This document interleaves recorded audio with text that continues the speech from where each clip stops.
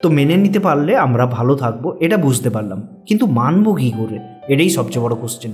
তো মানার জন্য তোমাকে তোমার মনকে শান্ত করতে হবে, আর মনকে শান্ত করার জন্য কিছু টেকনিক অ্যাপ্লাই করতে হবে। আমাদের মন আমাদের সাথে 90% টাইমে খেলা করে। তো সেই মনের জালে যদি তুমি ধরা দাও, তাহলে তোমার মনই জিতবে। তোমার মন তোমাকে বারবার বোঝাবে যে আমি ওকে ছাড়া বাঁচবো না, আমি ওকে ছাড়া থাকতে পারবো না, আর সেই মতো তুমি কাজ করবে। যখন তুমি কাউকে ছাড়া বাঁচবে না, কাউকে ছাড়া থাকতে পারবে না এভাবে ভাববে, তখন তুমি সেভাবেই রিয়াক্ট করবে। মানে তুমি সেই টাইপের অ্যাকশান নেবে। তুমি বারবার তাকে কল করবে, বারবার তাকে মেসেজ করবে, সে ব্লক করে দিলে আবার তোমার খারাপ লাগবে, তোমার ইরিটেশন আসবে, তুমি ফ্রাস্ট্রেটেড হবে। তো তোমাকে বুঝতে হবে এখানে সবচেয়ে বড় খেলাটা খেলছে তোমার মন। তো একে যদি তুমি শান্ত করে নাও, তাহলে 100% শিওর তুমি ভালো থাকবে, তুমি তোমার ব্রেকআপ থেকে ওভারকাম করতে পারবে। আর তোমার সেটাই করা উচিত, আই থিঙ্ক। কারণ আমি তোমাকে জাজমেন্ট পাস করতে পারি না যে তুমি এটা অ্যাপ্লাই করো তোমার লাইফে। বড়জোর আমি পরামর্শ দিতে পারি as a brother, as a friend. তো এই মুহূর্তে তোমার মনকে শান্ত করার জন্য তোমাকে লিখতে হবে, কারণ লিখবে যত, তত তোমার মন হালকা হবে।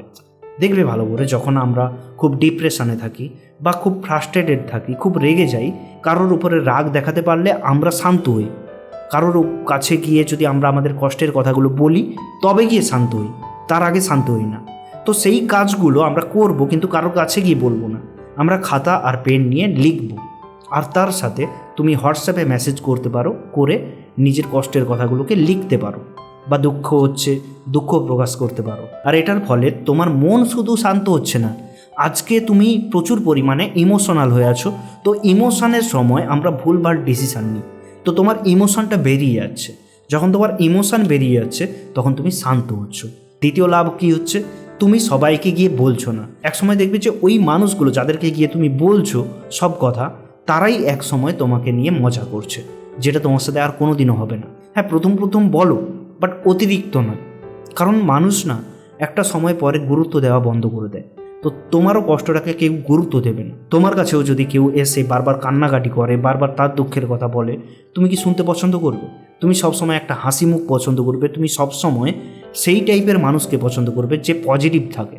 নেগেটিভ টাইপের মানুষকে কিন্তু তুমি পছন্দ করবে না। সো তোমাকে বুঝতে হবে যে সবাইকে নিজের সব কষ্টের কথা বলতে নেই। তো এদিক থেকে তোমার লাভ হচ্ছে, সাথে তুমি লেখার মাধ্যমে নিজের মনকেও শান্ত করছো। ব্যাস হয়ে গেল। দ্বিতীয় স্টেপ হচ্ছে তোমাকে প্রত্যেক দিন অন্তত 15 মিনিট মেডিটেশন করতে হবে। তুমি যত মেডিটেশানে ফোকাস করবে, তত তুমি শান্ত হবে। তো মেডিটেশন রিলেটেড একটা মিউজিক চালাও, দেন কানে হেডফোন দাও আর সেটাকে শুনতে থাকো। ঠিক আছে? কয়েক দিনের মধ্যেই তুমি শান্ত হওয়া শুরু করবে। প্রথমটা তুমি রেজাল্ট বুঝতে পারবে না, তোমার মনে হবে তোমার কষ্টটা আরও বাড়ছে, বাট সেটা হবে না।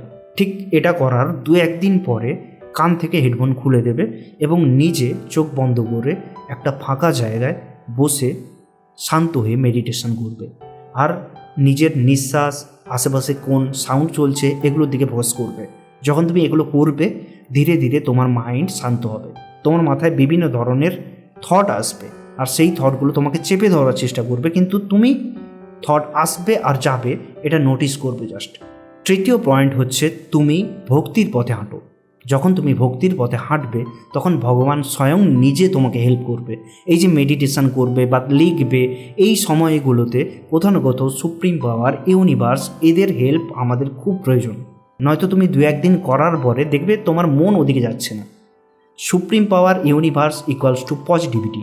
যখন তুমি পজিটিভ সাইডে হাঁটার চেষ্টা করবে, তখন প্রথমে একটু বাধা আসবে, তোমার খারাপ লাগবে, বাট ধীরে ধীরে তুমি এখান থেকে বেরোতে পারবে। তুমি যখন ভক্তির পথে হাঁটবে, তখন তোমার মধ্যে শক্তি বাড়বে।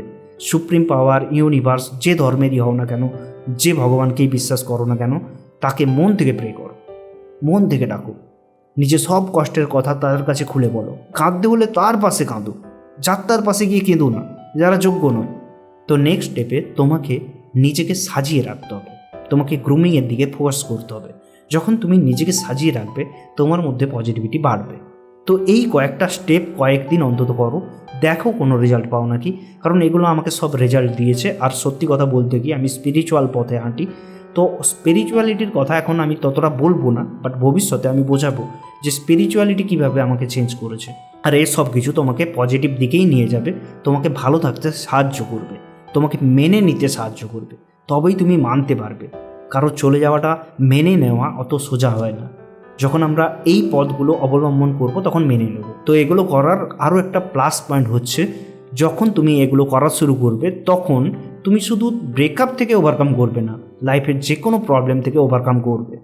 তুমি তোমার সুন্দর একটা কেরিয়ার সাজাতে পারবে, তোমার পড়াশোনা মন দিয়ে করতে পারবে, তোমার অন্যদের কথায় কিছু যায় আসবে না।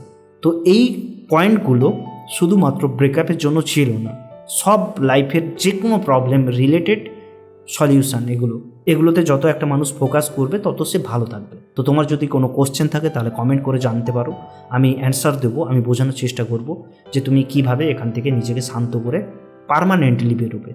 থ্যাংক ইউ, দেখা হবে নেক্সট ভিডিওতে।